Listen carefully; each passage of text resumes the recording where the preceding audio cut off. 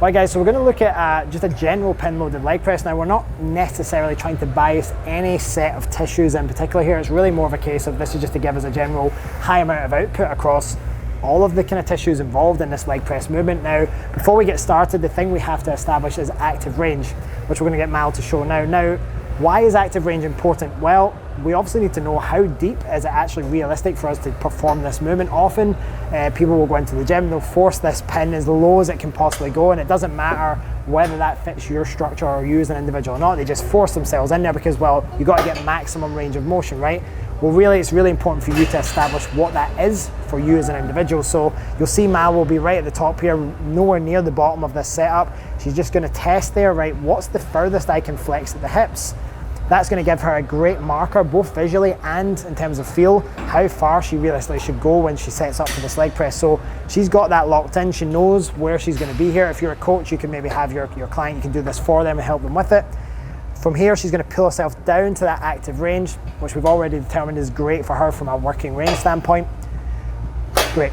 Feet are just going to be roughly generally in the middle of the foot pad. They're not biased any high or low or wide. It's just middle of the foot pad, comfortable position for her as an individual.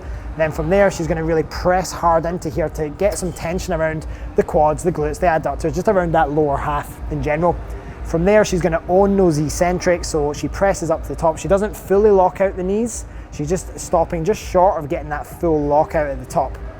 She owns that eccentric, really controlling down for 3 or 4 seconds. She makes sure she doesn't contact the plates and the pin stack at the bottom with each other. She keeps those apart at the bottom to ensure that tension is staying on the whole time. She's not resting down at that bottom position.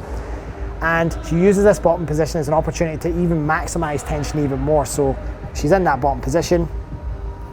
She contracts everything in that lower half hard and then smoothly presses away. Now, common mistakes that we'll often see is exceeding, for example, your active mobility of your ankles. So you might end up, like, for example, going too low. A couple of things are going to happen. Either the hips are going to lift up at the bottom, they're going to start lifting up off the seat, which you definitely don't want, or we're going to start to see those heels as she gets to the bottom. Say you put your feet too low, just lower than what is ideal for this movement.